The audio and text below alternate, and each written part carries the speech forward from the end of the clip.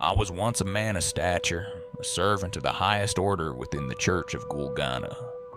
Revikrus Kaine, an honored name, don't you forget. I walked the hallowed halls of the cathedral, my robes flowing like a serpent through the shadowed corridors, each step echoing with purpose. We were the guardians, the stewards of knowledge, the keepers of ancient truths.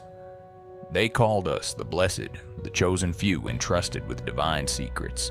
But, oh, secrets they were indeed. We didn't just worship gods. No, we summoned them. We transcended the divine into something far darker, far more exquisite.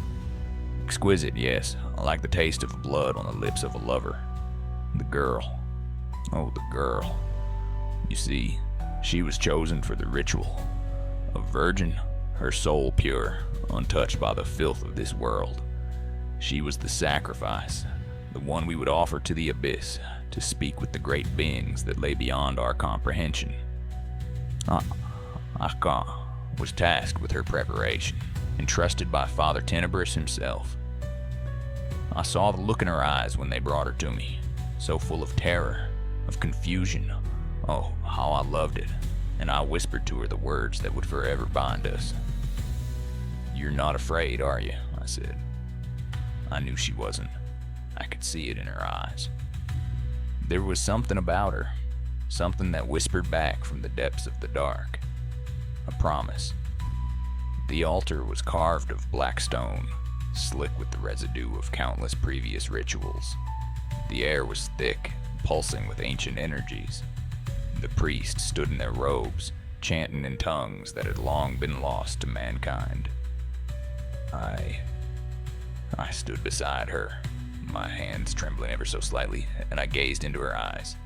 She gazed back, no longer afraid. Oh, we were one then, her and I. One heart, one soul. Then Father Tenebris began. The incantations tore the fabric of reality itself. The moment her blood touched the altar, the world split. The ground trembled. The abyss ripped through the veil, and I heard it. A whisper, a promise. It called to me. It called to her. I looked down, and there she was, writhing. But it wasn't pain. No, it was ecstasy. She was becoming something more. But I had betrayed her. I had bit was the first time I truly felt it, the power of the abyss. And the last time I would ever truly feel alive again. You can't understand the significance of what we did, what I did. Oh, you think you do, but you don't. Not until you've seen the way the world shifts when the veil is torn, when that thing from the other side crawls through and whispers to you. She, the girl, I can still see her face.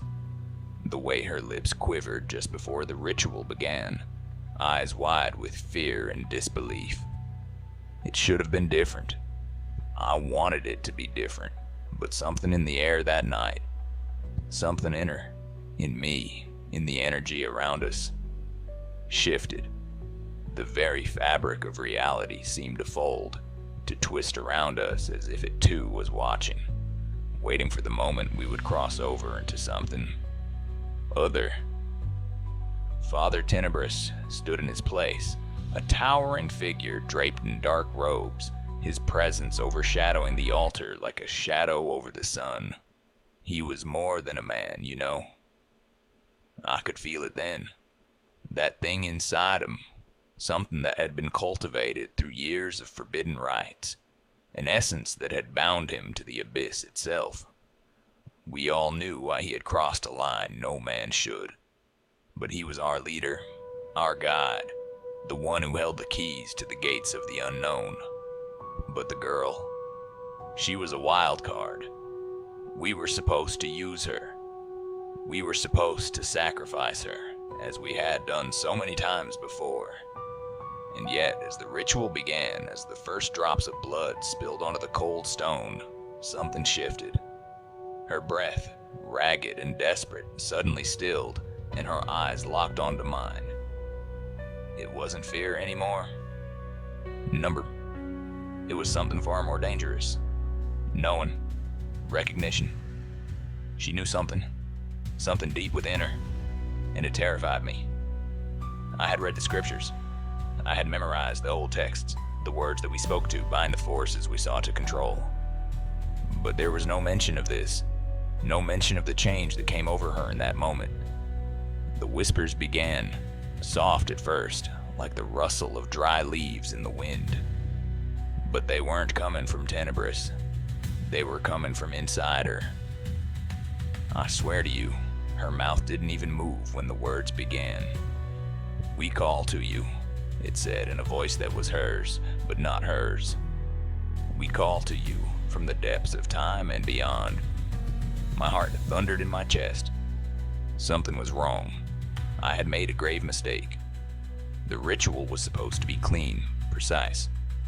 We offered her, pure, untouched, to the abyss. And yet, she had become the offering.